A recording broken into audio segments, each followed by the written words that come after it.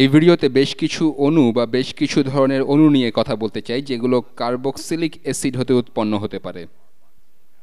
আর সুনির্দিষ্ট উদাহরণ হিসাবে আমি আপনাদের অ্যাসিটিক অ্যাসিড হতে উৎপন্ন জিনিসগুলো দেখাবো। একটু রিভিউ হিসেবে বলছি, অ্যাসিটিক অ্যাসিড দেখতে এরকম, অ্যাসিটিক অ্যাসিড দেখতে এরকম হয়। এই নামটা হলো কমন নাম, অ্যাসিটিক অ্যাসিড। আপনি যদি সিস্টেমেটিক নাম জানতে চান তবে আপনি প্রথমেই দীর্ঘতম কার্বন চেইনটা দেখবেন। এখানে দীর্ঘতম চেইনটা হলো এটা, এখানে দুইটা কার্বন আছে, তাহলে আমরা এথ প্রেফিক্স ব্যবহার করব। এটা হবে এথেন, আর এটা যেহেতু একটা কার্বক্সিলিক অ্যাসিড তাই এটা হবে ইথানোইক অ্যাসিড, ইথানোইক অ্যাসিড। এখন আমরা অ্যাসিডিক অ্যাসিডের জাতক নিয়ে কথা বলবো। আমরা পরে সাধারণভাবে সব কার্বক্সিলিক অ্যাসিডের জন্য এটা করব। আমাদেরকে সেক্ষেত্রে শুধুমাত্র এখানকার কার্বন চেইনে পরিবর্তন করতে হবে। এখানে শুধুমাত্র দুইটা কার্বন হতে হবে এমনটা নয়, এটা বড় হতে পারে, এটা বেনজিন রিং বা অন্য কিছু হতে পারে, তাতে নামটা পরিবর্তন হবে। আমি আপনাদেরকে শুধুমাত্র মূল জিনিসটা এবং নামকরণের মূল জিনিসটা দেখাতে চাই। আমরা এখানে এই হাইড্রোক্সিল গ্রুপটাকে একটা এমিন দিয়ে প্রতিস্থাপন করব। আমরা পরবর্তীতে কোনো ভিডিওতে দেখব যে কীভাবে সেটা করা হয়। আমি এখানে এসএল গ্রুপটা এঁকে ফেলি।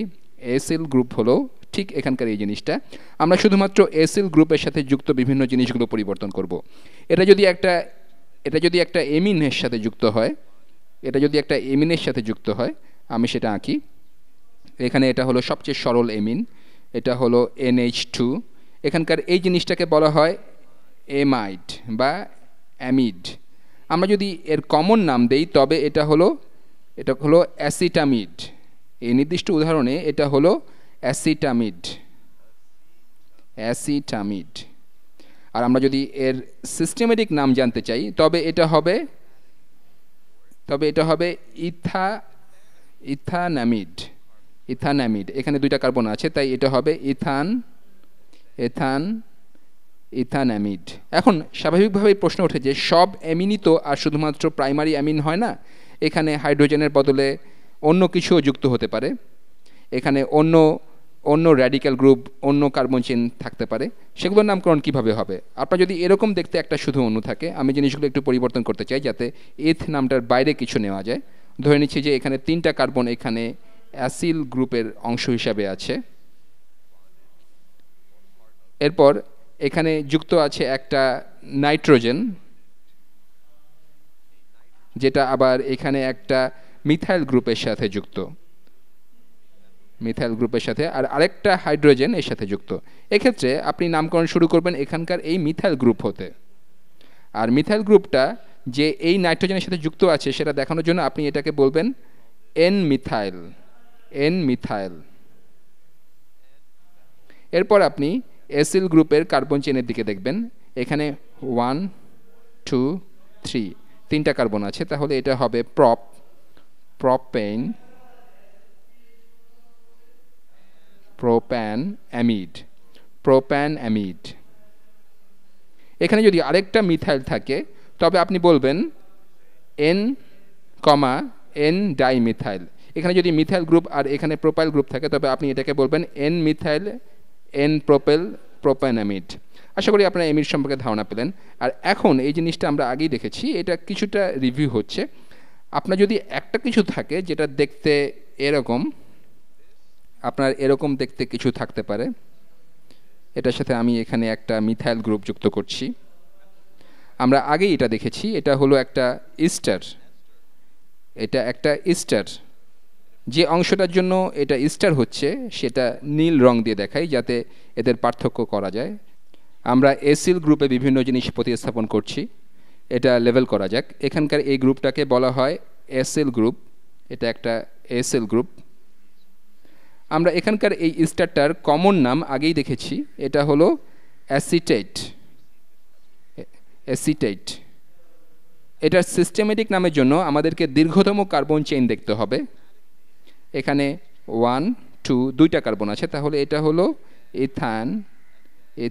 আমরা এটাকে আর ইথানোইক অ্যাসিড বলবো না, আমরা এটাকে ইথানোয়েট বলবো, ইথানোয়েট, ঠিক এরকম। এবার পরেরটা দেখি। আমরা এটা আগে দেখিনি, এটা দেখে কঠিন মনে হয়, কিন্তু এর উপাদানগুলোকে ভাঙলে এটা আর কঠিন মনে হবে না। ধরে নিচ্ছি যে এবার আমাদের একটা অণু আছে যেটা দেখতে এরকম, এখানে এটা হলো একটা এসএল গ্রুপ। এবার এর সাথে যুক্ত আছে একটা অক্সিজেন, যার সাথে আরেকটা এসএল গ্রুপ যুক্ত আছে। এটা অনেকটা এরকম মনে হয় যে দুইটা কার্বক্সিলিক অ্যাসিডকে যুক্ত করা হয়েছে। এখানে আসলে দুইটা এসএল গ্রুপ অক্সিজেনের মাধ্যমে যুক্ত আছে। এটাকে বলা হয় অ্যানহাইড্রাইড। অ্যানহাইড্রাইড এটা খুব জটিল মনে হয়, কিন্তু আপনাকে উপলব্ধি করতে হবে যে দুইটা কার্বক্সিলিক অ্যাসিড এখানে পরস্পরের সাথে যুক্ত আছে। এরা সাধারণত একই অ্যাসিড হয়। অর্গানিক কেমিস্ট্রিতে আমাদের দেখা অ্যানহাইড্রাইডের বেশিরভাগই একই কার্বক্সিলিক অ্যাসিড হতে গঠিত হয়। তাই এই প্রান্তে যতগুলো কার্বন থাকে সাধারণত এই প্রান্তেও ততগুলোই থাকে। এটার নামকরণ আপনি কার্বক্সিলিক অ্যাসিডের নামকরণের মতো করেই করবেন, কিন্তু অ্যাসিড শব্দটা লেখার পরিবর্তে এক্ষেত্রে অ্যানহাইড্রাইড শব্দটা লিখবেন।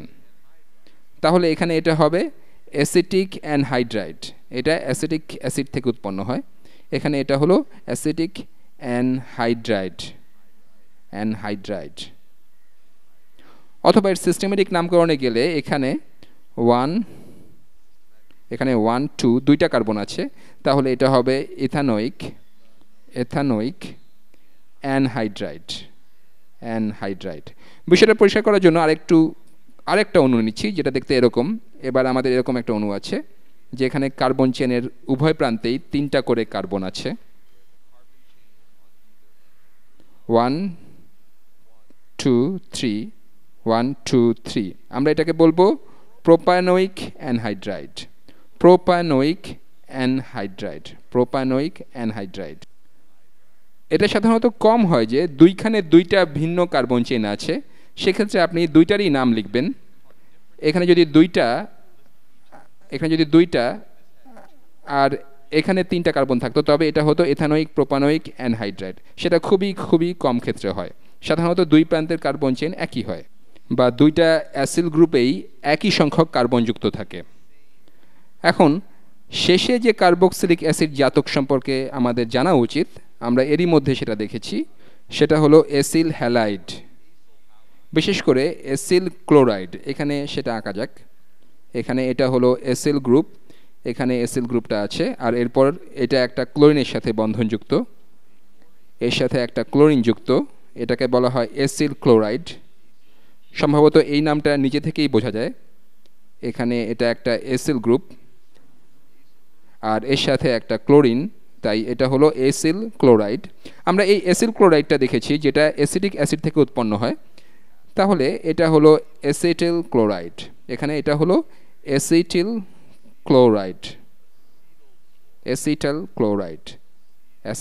ক্লোরাইড। কিন্তু আপনি যদি এর সিস্টেমেটিক নামকরণে যান, আমরা আগে এর সিস্টেমেটিক নামকরণ দেখিনি। এখানে 1 2 দুইটা কার্বন আছে, তাহলে এটা হলো এথানয়েল। এটা আমাদের বলে যে আমরা একটা অ্যাসিল গ্রুপ নিয়ে কাজ করছি। এথানয়েল ক্লোরাইড আমরা এইভাবে এর নামকরণ করি। এখানে 3টা কার্বন থাকলে এটা হতো প্রোপানাইল ক্লোরাইড। আশা করি আপনাদের একটা ভালো প্রারম্ভিক ধারণা হয়েছে যে এই গ্রুপগুলোর গঠনের পার্থক্যগুলো কীরকম এবং কিভাবে এদের নামকরণ করা হয়। পরবর্তী ভিডিওতে আমরা এদের তুলনামূলক সুস্থিতি নিয়ে কিছু কথা বলবো। সেটা আপনাদের একটা ভালো ধারণা দিবে যে একটা বিক্রিয়া কোন দিকে যেতে পারে। বিক্রিয়া কি অ্যামাইড বা এমিড হতে অ্যাসাইল ক্লোরাইডের দিকে যাবে, নাকি অ্যাসাইল ক্লোরাইড হতে অ্যামাইডের দিকে যাবে, নাকি এদের মাঝামাঝি কিছু একটা হবে।